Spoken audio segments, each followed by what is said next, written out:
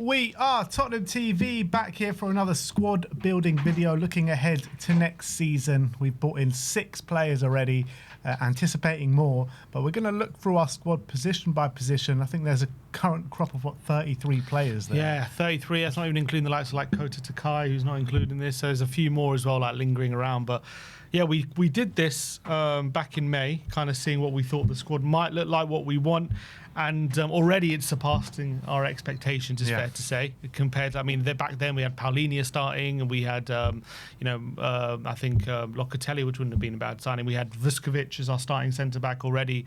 That's better. So it's going to be interesting to see what needs still to be done, who needs trimming, and kind of where it leaves us once we think, we get the signings that we want, how much money we can raise potentially from sales. We can only have a maximum of 25, and there are 33 players here. Yeah, a maximum of 25 plus under 21 players. So yeah, all 21 players are not going to be counted in that 25. 17, a maximum of 17 foreign players as well in the 25. But you still need 8 homegrown, not club trained, but homegrown players that have been trained in England or the UK. So this is where we're at this moment in time. If you just look to my left, you'll see the 33 players all in their positions. Starting off with the goalkeeper, you obviously got Kinski there, you've got Dubravka, you've got Austin, and you've got Vicario. So I think it's safe to say that our 3 goalkeepers going into next season will be Kinski, Dubravka, and Brandon Austin as the third choice. Vicario, obviously, we're looking to move him on right now. So I think we can take Vicario out. Yeah, although there are still some tentative links to Trafford, aren't there? But I think surely, given Kinski signed a new contract, we're not going to go for another keeper, are we? I can't see that happening. So Vicario, he's going to go. And you're looking at, 17 million, something like that, 15 to 20 million around there. If you're conservative, let's call it 17 million. So we're probably going to get 17 for him. I'm just going to keep a running total, how much we think we can get. Okay, so that's 17 million. In terms of the defence, I think the defence is what the defence is, apart from a potential of Jed Spence leaving. Obviously, Romero is probably going to go as well. Yeah, it's true. You've got Romero. So right back, you've got Porro, Spence. Spence is one that could leave. You've got Van Hecke, Danso, and Romero. Romero's one that could leave there. Everyone else is going to be staying. Van der Ven, Senesi, Ben Davis, Robertson, Udogie, and Sousa's probably going to go out on loan. So I guess I wouldn't even rule out a sale at this point, considering how we're operating. Potentially, but for argument's sake, let's say he's going to go out on loan. So money that you could raise there is for Spence and for Romero. I think Romero, they're going to look to get in the ballpark of like 70, 80 million. He's having a fantastic World Cup, by the way. Romero scored yesterday for Argentina. Shall we say 60 million for Romero? Yeah, let's call it 60 million. But although we've said it before, considering Vuskovic was 50, it's a bit crazy, isn't it, that Romero could go for 60? But considering the conditions, let's say 60 million. Obviously, the figure that we're going to get up in terms of sales is on top of the 85 million we've already raised through sales. So let's take out Romero. We're going to keep Spence in there for now, and then we'll see where we're at after we've gone through the whole squad. So, yeah, I don't see any other movement yet. Sousa out on loan, so he's going to be trimmed. So already we've trimmed 3 of the 33, so we're on 30. Wouldn't be added in that 25, would he? Because he's under 21. That's also true. But we're at 30 players at the moment for a squad of 25. Plus, we want additions as well. Yeah. All right, midfield looks pretty settled at the moment. There's going to be some outgoings probably. I think the outgoings. Well, you've got Fernandes, Bergvall, Sarr, Tonali, Bentancur, Gray. So 6 midfielders, and you got Gallagher there as well. I think Bergvall and Sarr could go. I think those are the 2 that you're looking at that could potentially leave. I think Sarr more than Bergvall. There has been kind of a few rumours of potential Galatasaray move or something like that for Pape Sarr. Brentford were heavily rumoured, weren't they? Brentford as well. So there will be suitors for Sarr. I think he's the first one on the list that Spurs are going to look to get rid of. So I think we can take Sarr out, and I think you're probably looking at about 20 mil for Sarr. Let's say 25. I think the 25 is pretty fair. Let's say 25 million. Let's just leave Bergvall and see, because I think we want to keep him. Let's see if there actually is room for him, or we do need to sell. So let's keep Bergvall there for now, because I think in theory 5 going into 2 positions gives you options. You probably do want 5 there, but whether he's happy to play 5th choice is another thing. Yeah, I mean, well, you're looking at the options. That is the options going into next season. I think those would be fantastic options. 5 players to fill 2 positions, all good quality players, 2 very much up-and-coming players, Gray, that can fill in different positions as well. So I'd be more than happy with those 5 players going into next season. And Gallagher as well can obviously play there. Yeah. So, I mean, those are the midfield options. You're looking at the forward options. You look on the left-hand side, you've got Tell, Moore, Solomon. I do think Moore's going to go out on loan again, so we can take him out. Solomon's definitely going. Yeah, Solomon's definitely going to be sold, and I imagine like 5 million. Yeah, 5 million probably. Maybe a ball, considering Divine went for 6, sorry, maybe you're looking at 7 or 8 million for Solomon. Maybe. He'll go for a similar price to Divine, I reckon. Where'd it go? Well, so you got Moore and Solomon. You can both take them both out. Yeah. Let's go 7 million. Well, Moore, yeah. Let's take Moore out. In the number 10, you've got Javi, who's obviously on an ACL. Not going to see him till at least the new year. Gallagher, Maddison, they're all going to be staying. On the right-hand side, Kudus, Kulusevski and Odebear. Obviously, Odebear as well. Not going to see him for a long time because of the ACL. Kulusevski, very much into the unknown, albeit Ali Gold did say that Kulusevski aims to be a part of the team this coming season. So who knows when that's going to be. Well, you might notice they've got an asterisk above a few players. That's just basically signaling they got a long-term injury. So we don't really know their availability. Can we rely on them this season's kind of... You're not sure or probably know at this point. We'll see. Kulusevski, there are obviously videos at the moment, him doing shooting drills back on the grass. So I'm really hopeful. I guess we'll have to wait and see. Well, I guess maybe on Friday we'll learn a bit more if he's actually coming back to pre-season, and maybe hopefully with the view of being fit for the new season. Apparently some players coming back, Friday. Friday. Yeah, and then the rest of them come back so on Monday. So it'll be interesting to see if Decky's part of that crew. I think he will be. Whether he's training with the squad, I don't think he will be, but I think he'll definitely be back at Hotspur Way. Yeah, but I'm saying it'll be interesting to see what kind of state he's in on Friday. For sure. So that is the attacking options just before the striker. In terms of the striker, you've got Solanke, Richarlison, Lancashire. I think we can take out Richarlison, about 20 mil. He's going to go...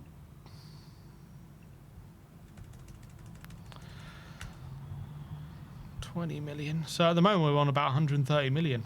Plus 85, which plus is crazy. Plus 85 that we've already raised. Lancashire, I imagine Lancashire will go on loan, but I wouldn't mind keeping around as the 3rd striker. Solanke, I think with Moore and Lancashire, I think they're both gonna return to Hotspur on Friday, and I think they're gonna have a lot of time with De Zerbi, and he'll make a decision. I think right now, if you ask De Zerbi or Tottenham what their plans are, I think the plan will be to send them on loan, but maybe they can surprise De Zerbi. So I wouldn't say it's guaranteed just yet they're gonna go on loan. I agree with that. So should we keep him in for now, or let's keep more? I think let's keep more. Let's keep more and Lancashire in for now, and let's just see how many players we got and all that kind of stuff. Okay, so this is the squad without any new additions in. How many players we got there? So there's 3, 4, 5, 6, 7, 8, 9, 10, 11, 12, 13, 14, 15, 16, 17, 18, 19, 20, 21, 22, 23, 24, 25, 26, 27. 27, but minus... But Law and Lancashire don't need to be included. So we have actually a squad of 25 there. Well, 20... Oh, no, actually, Bergvall and Gray aren't included as well. So that's minus 4. So we're on 24... Sorry, we're on 23. We're on 23 players, squad of 23. How many homegrowns are there actually there, though? There's enough homegrowns. Austin, Robertson, Davis, it's 3. Does Danso count? I think he does, because he was trained at MK, wasn't he? Was it MK or Reading? He was trained at Reading, I think. Yeah, I think he does count. Danso, Spence is 5. Maddison 6, Gallagher 7, and Solanke 8. So we have the 8 there. Consider Did the under 21 count as a homegrown? No, because they're not in the squad. They have to be in the 25. Yeah, they have to be in that 25. So we do have the 8 homegrown. How many foreign players are there? Because you can only have a maximum of 17. You've got Kinski, Dubravka, Doggy, Van der Ven, Senesi, Van Hecke, Porro, Tonali, Bentancur, Fernandez. That's 10. I guess, yeah, Xavi, Kulusevski, Odegaard, that's 13. Is Tell not under 21? No, he's not actually, not anymore. 14 with Tell. I think he's 22 now. Okay. So that's 14 foreigners. We do have a bit of space for foreign players. We've got another 3 players there. Also, it's a question mark, if need be, Xavi, Kulusevski, Odegaard, obviously depending on Decky's form. I guess we can I think he'll be included, but with Xavi and Odegaard, if need be, they don't have to be included in the squad first half of the season. I don't think they will be, and I think they'll probably reassess in January and probably bring them in for the second half of the season. But obviously, you've got to take account for that with the sum of business that you do as well. Yeah, exactly. Look, if there's space, we'll include them. But if we're struggling, then I think they won't. So that's the 25.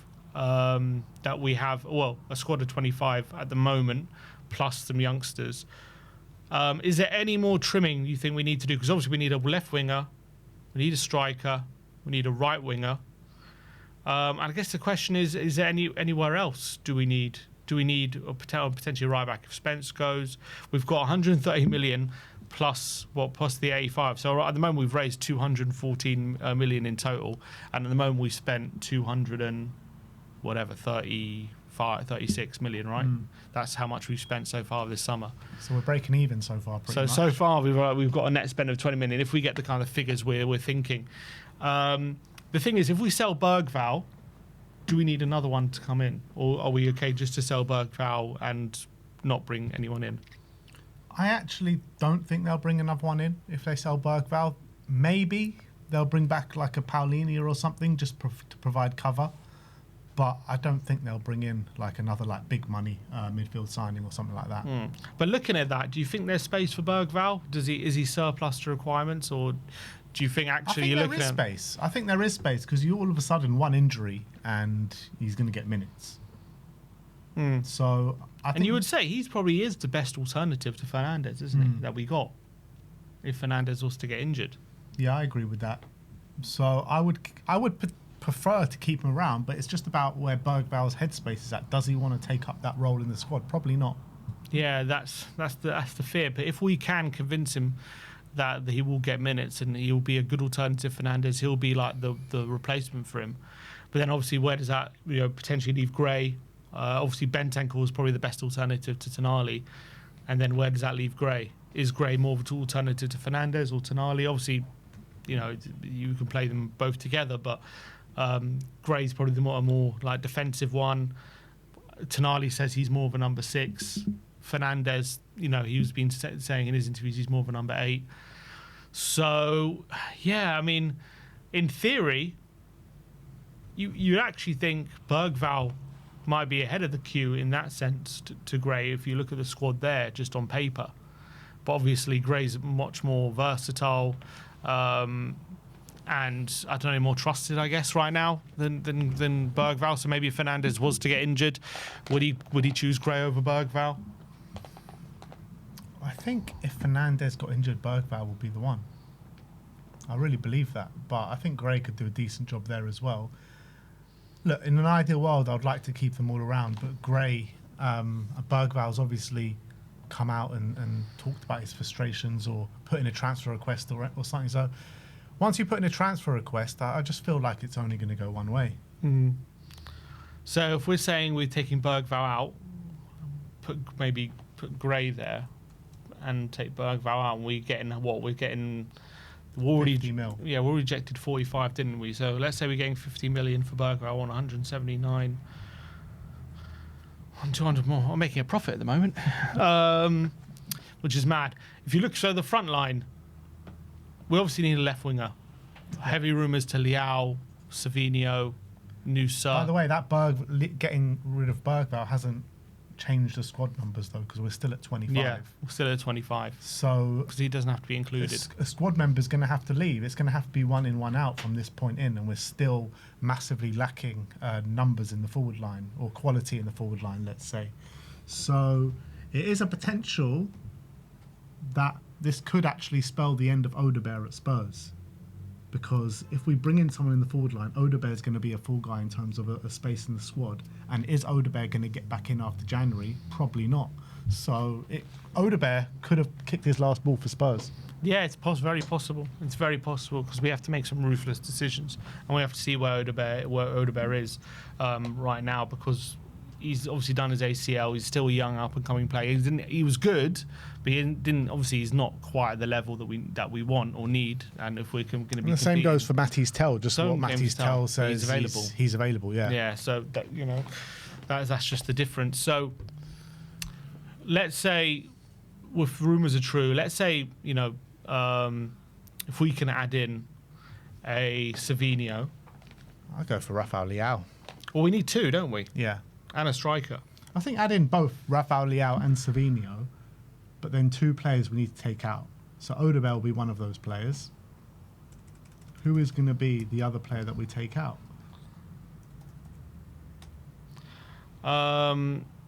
Well, you don't necessarily have to take out Moore. No, Moore doesn't count because he's under 21. We need to take out a senior player that's over 21 years of age. So we got Kinski, Dubravka, Porro, Spence, Van Heckedance. 1, 2. You've got to count Austin, 4, yeah. 5, 6, 7, 8, 9, 10, 11, 12, 13, 14, 15, 16, 17, 18, 19, 20, 21, 22, 23. We're on 23 senior players. So put in Rafael Leao. Put Tell on the bench.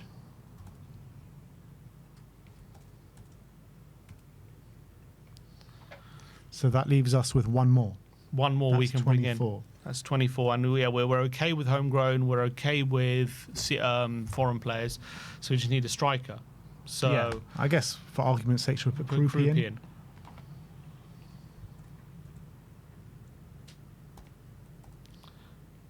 Then Solanke, Lancashire. Then all of a sudden, That that is starting to look really tasty now, because you've got quality in every position. You've got you've got Leao backed up by Tell and potentially more. You've got Maddison backed up by Gallagher, and then Javi after the new year. And also you've got to look at Krupi could help there with Solanke going in the striker. You've got quality on the right-hand side. Savinho can play both right and left. You've got Kulusevski hopefully coming back, Kudus. And then up front, you've got Krupi, Solanke and Lancashire. And why I would as well, it sways me more to keeping Lancashire around, particularly with Javi being injured for the first half of the season. Like, he could be the backup striker with Krupi playing a bit deeper and Solanke being the first choice. And I also think if Kulusevski is going to be more is going to be fit, maybe considering our problems at the moment, potentially with number 10, you maybe think it's Kudus. I think De Zerbi's number 10 wingers is not going to be really Kulusevski. I think more Savinho and Kudus, those and Tell and Leao, those are his kind of wingers. But we do have problems at number 10 at the moment. So maybe, our number 10, it kind of, if you make Decky number 10, it kind of covers that position a lot better, and all of a sudden that looks a lot stronger. Because before it's like you've got Maddison, ACL, Gallagher, I don't really know about him in the number 10, and you've got Javi, who's obviously currently have an ACL, so it's looking a bit weak. But if Kulusevski's coming back, and if we'll have to see what condition he's in. Obviously, it's still a question mark, but it just lightens the load, and obviously helps out with Maddison. And obviously, we probably think that's his best position, don't we, with Decky? That's what we were saying anyway. Especially when before he got injured, that's where his best position was. So all of a sudden, the 10 doesn't look as bad when you put him as a 10 rather than a winger, I think. Yeah, well, I mean, the beauty of him, though, he can play both. Yeah. So that's the beauty of Kulusevski, if we can get him back to his best, which is a massive question mark right now. Massive question mark. So do we plan ahead with Kulusevski, or do we not? I'm not too sure what, like you said, we need to get him in the building, get him in front of De Zerbi and the medical team, and see if he can play a role this season to a decent level. Mm-hmm. So it's all very much the unknown with Kulusevski. It's true. I guess again, we have to wait and see what happens in pre-season, and when he comes back hopefully on Friday, what condition is he in? How close is he to coming back to actually playing matches, starting games? Hopefully, by the start of the season, he can be involved. But obviously, that's up in the air at the moment. He could be, he could not be. We just don't really know. I'll tell you what, though, with the right back position, if we were to sell Spence and brought in someone like Coyote, who I've mentioned a couple of times, he's 21 years of age. So maybe he won't be added into the 25-man squad. It depends when he's 21. When he turned 21, I think. I think if he turned 21, 10th of July. Oh yeah, so I think he would be all right. I think if he turned 21 before July, then it's a problem. But he turned. Oh no, so he's turning 22. Turning 22 in July, yeah, that's true. So it'll be he's a year late, isn't he? Yeah, I think so. He's a year late. But if you can find a right back that is like of the 21. Like that's an up and coming right back that's at a good level. Would we need to replace Spence with a homegrown? You tell me, would we? Because we have, with the players we've sold, we still have Austin, Robertson, Davis, Danso, I guess, Spence. So we take out Spence, Madison, Gallagher, Solanke. That's 7 without Spence. Did you add Danso? Yeah. Yeah. So either we go down a squad space, or we have to replace him with a homegrown. Yeah. So I don't know what homegrown you have to replace him with a homegrown fullback, or you put Gray there and you maybe sign a midfielder. But again, they have to be homegrown. Doesn't count because he's under 21. No, he doesn't count, but you maybe there's more options for homegrown midfielders than there are fullbacks. That's obviously the one thing you have to think about. Is that midfield strong enough? I think so. Yeah, I definitely think so. I think when you've got, if we're considering Decky more of a 10 and he can help out, and Gallagher can fill in midfield, I think all of a sudden those 5, that's good enough. Yeah, I think that's good enough. Yeah, it's more than good enough in my opinion. You've got 2 unbelievable starters there, and you've got decent rotation options as well, alongside Gallagher. So I think I'm more than comfortable with that squad as a whole, even keeping Spence. I'm more than comfortable having that. It's just about if Spence leaves, what do we do? That's the question. If we, I think for me, when I'm looking at this situation, just creates more of a headache than anything else, doesn't it, with Spence? But obviously, if he wants to leave, he's open to going, and De Zerbi's not really meshing with him, then that's something we got to deal with. But I'd much rather just keep Spence, because it just creates a headache finding a homegrown fullback, for the money that we're going to get for Spence, another signing that we need to make through the door. Could we test Trent Alexander-Arnold? Trent? Real Madrid, he's not doing too much there. I'm sure that De Zerbi would absolutely love that. Could we? No chance. No chance. Unless we're giving them Porro. Yeah. I can't see us having Trent and Porro on the books. Could you imagine? No chance we have Trent and Porro on the books. Who else can we get? Could we buy someone like a Rico Lewis? Rico Lewis? Yeah, we could. There's rumours of him leaving Man City this summer. Rico Lewis is because he can play various different positions as well. Yeah, he can play midfield. I reckon he would be quite a smart signing for us. He's kind of out of favour at the moment. Yeah. I think De Zerbi would like him. He's very similar to Gray though, isn't he? Yeah, just at a better level right now. Yeah. He's experienced now as well. Like he's won it all. Yeah. He's a good player, Rico Lewis. He is a good player. So you could put Rico Lewis in there. How much do you reckon he would cost? So how much are we getting for Spence? 30 million? I would say 30 million. I reckon Rico Lewis would probably cost in... So we're saying close to 300 million we're getting this summer in sales. Nuts. But I don't think I've been outrageous with any of the prices. I think we've been quite conservative at times. But I think Rico Lewis, I reckon you can get between 30 and 40 million. So we've already... So at the moment... 1 minute. So at the moment, we've spent overall 230 million.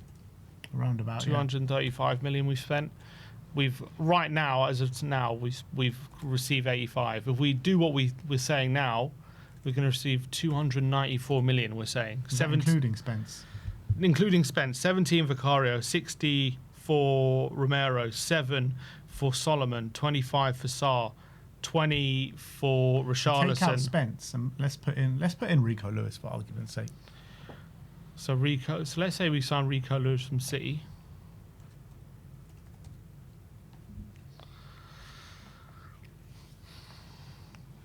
So how much are we spending here? Because right now we spent 235.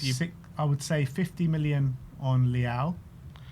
50 for Leao plus what, 90 for Krupi, 100. 90 for Krupi, and let's say 55 or 50 for Savinho. 55 for Savinho.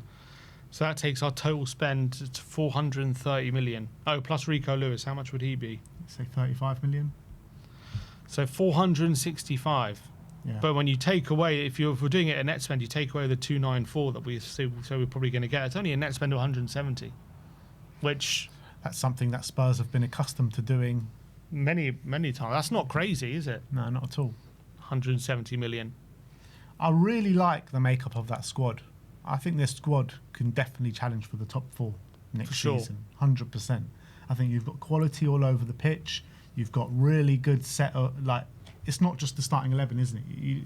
That's probably like the most balanced squad. If this is the squad that we start the season with, I think that's probably the most balanced squad that we've ever had in the Premier League. Like as a squad.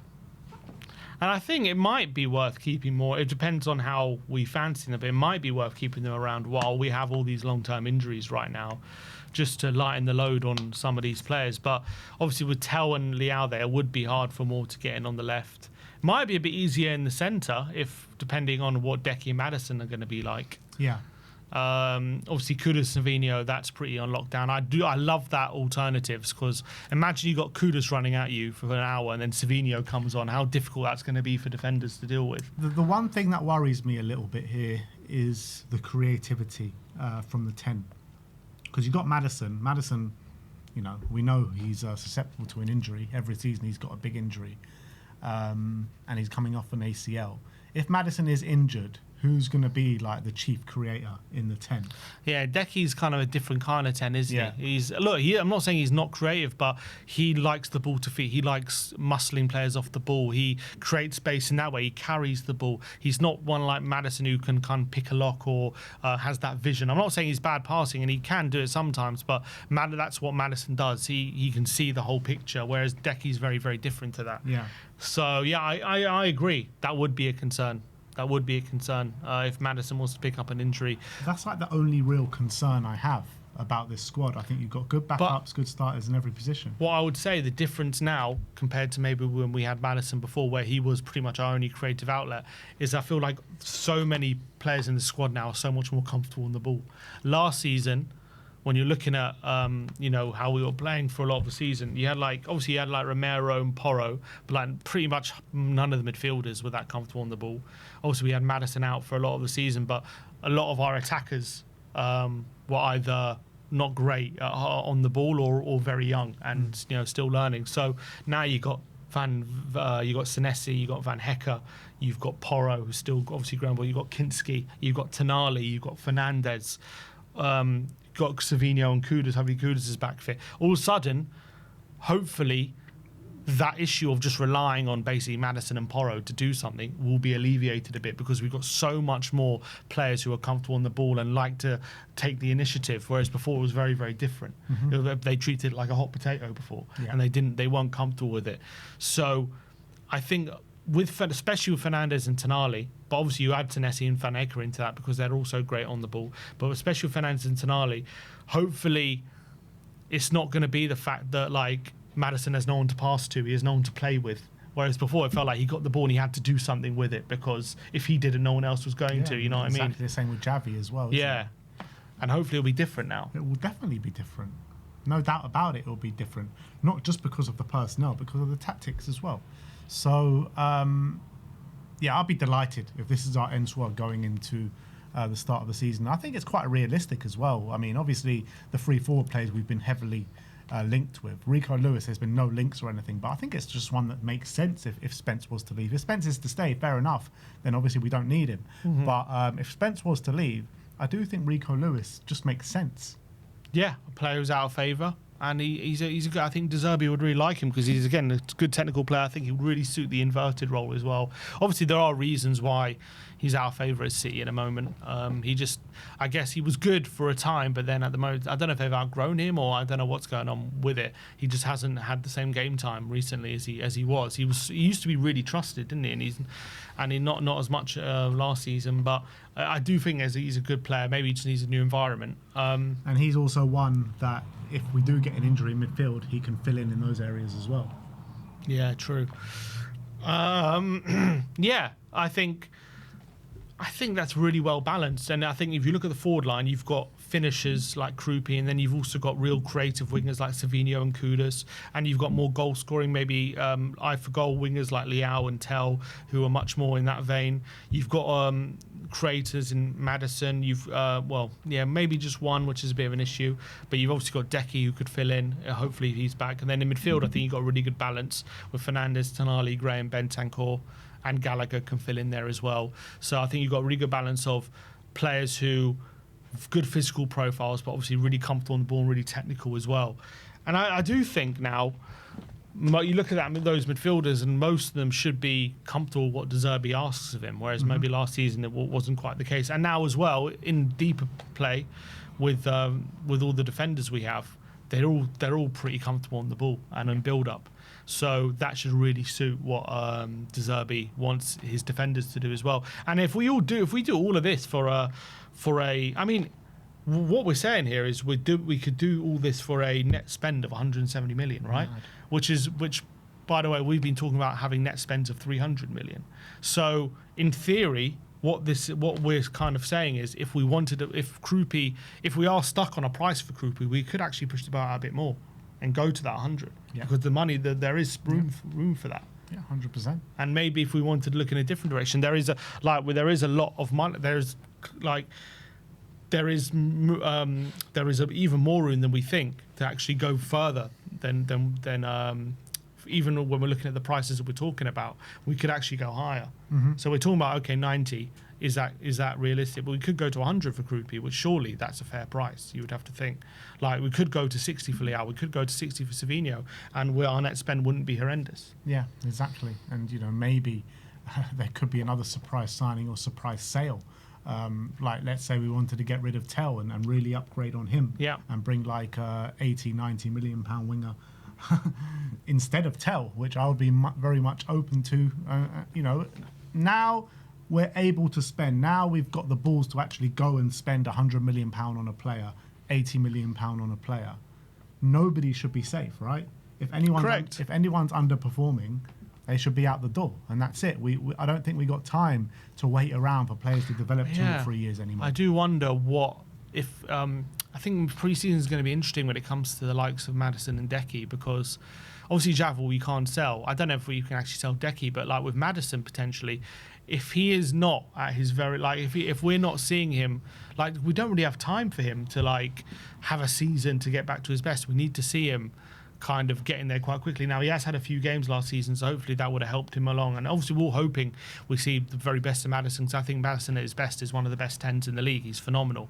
But he is just off an ACL, so I do wonder if he's physically struggling a bit and he's not still like taking time. What do we do with that? Do we just go and does De Zerbi go, look, either you sell him or just bring in someone else to compete with him, because I can't rely on him for the whole season? I do wonder if that might become the case. Yeah, it very well could do. But we all know with Decky as well, it's just such a obscure injury, isn't it? Yeah. Not many players get it, so it's hard to know.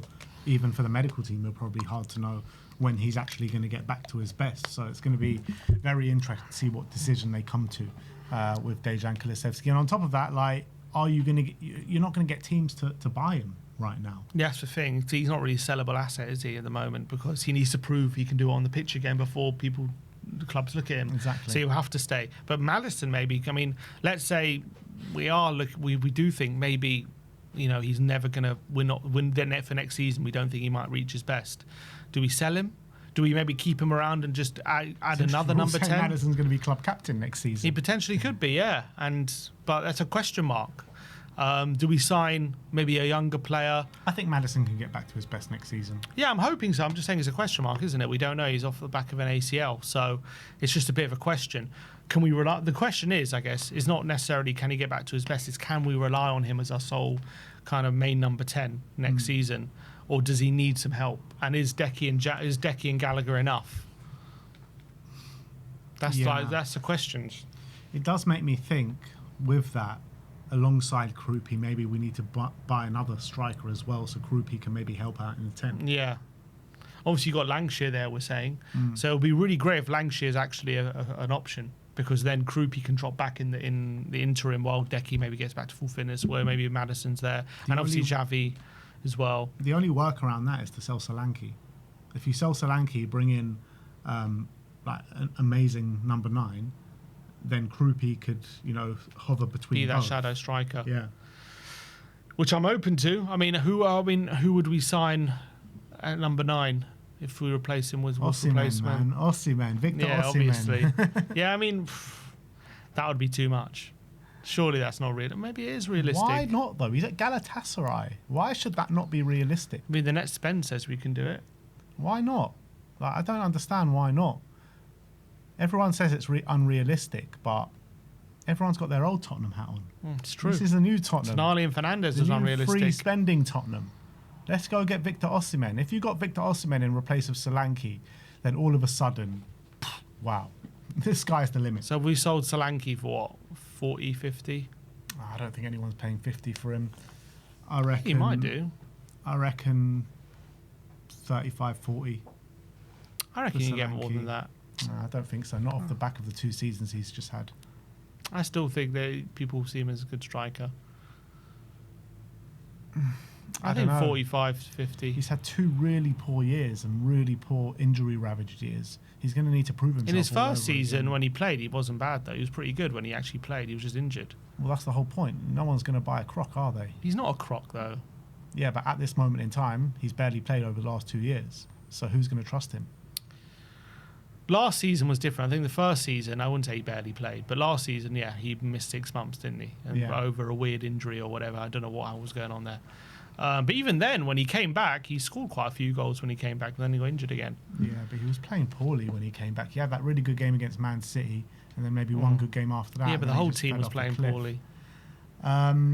Look, I don't think you're getting top money for Solanke. Definitely not what we paid for him, that's for sure. No, I'm not saying we get our money back. You have to take a loss, but I'm saying you probably still get 45, I think. Yeah, at the very most. I don't know. I don't know if I think you maybe could tempt someone to go for 50 million. But what kind of club are going to pay 50 million for Solanke? Maybe a Newcastle? Nah, I don't see it. I don't see it. A bit lower down the league, maybe. Like I think Newcastle would go for him. I don't think so. I think like an Everton. I think they're going to sell Voltmarder, and I wouldn't be surprised if they go for someone like Solanke if he's available. I would take Voltmarder ahead of Solanke, to be fair. I would. I like Voltmarder. They're playing him in midfield. I know, it's crazy. They paid 75 million for him. Do you think they're just going to cut their losses after 1 season? Well, it seems like Paddy Howe doesn't really like him that much. I don't understand that. I could see someone like Everton, like someone lower down the league could pay a bit more for Solanke. I'm not sure about Newcastle. Maybe in Aston Villa. He does seem like a bit of a Villa striker. Replacement for Watkins, maybe. If he leaves. Maybe a swap deal. I'll take Watkins. How old is Watkins now? He's 30. No, is he? He's 30, I think. 30. Yeah. Maybe 31. I swear, if we were to sign Watkins, the piss that would boil in the Villa fan base. Yeah, he's 30 years old. Going to be 31 in December. Okay. But he still seems in pretty good nick, doesn't he? You give him a short-term option. I'll try and tempt Villa for Watkins. And that seems a fairly realistic deal. Like he nearly went to. They were offering him to Arsenal, weren't they? And Arsenal, I don't know what happened. They didn't happen. But straight swap for Solanke and Watkins. I'll do that. I would do that. I do think Solanke's probably worth more, even though Watkins is a better player. Because of the age, maybe. Yeah. Well, to be fair, Solanke's 28. He's not exactly that much younger, is he? Yeah, but those 2 years are quite important from 28 to 30. But you look at strikers now. I mean, you're looking at like Kane and stuff. Like he's 32 and he's best striker in the world. So you can. I think Watkins kept himself in pretty good condition. I think that wouldn't be a bad deal. You get Watkins in, even as a short term. You get him in for 2 or 3 years. You guarantee goals. You have him sort of helping out Krupi in the forward line. You get Watkins in, and then next summer you bring back Harry Kane. Get Harry Kane, exactly. That sounds perfect to me. Yeah. Well, look, that is the squad building that we're looking at. Well, this is what we think the squad could potentially look like come the start of the season. Tell us if we think we're deluded, if we think we're crazy, or is doing all this what we're looking at the squad for a net spend of 170 million? Is that actually a realistic thing? And could that be that would be an unbelievable window, like a 10 out of 10 window, wouldn't it? If we did all of that for those prices, it'll be the best window that we've seen in our time, and this will be the best squad, not the best starting 11, but the best squad that we've seen in the Premier League era as well, in my opinion. It's just so balanced. You've got good players, multiple good players in each position. And that's a squad ready to shoot right up the league. And 1 game a week as well. And no one European game a week. football. Like, I'll be happy with that squad in Europe. Like, never mind just 1 game a week. So I think there's a lot to be excited about next season. A lot. But let us know where we think we're overlooking something. Is there a weakness there that we haven't spotted, or you think needs plug-in? Should there be somewhere else we're looking to sign, or should one of these players be gone or sold on the squad list right there? So let us know. All right. Tell us your thoughts in the comment section below. Like, subscribe, and comment as always. Come on, you Spurs.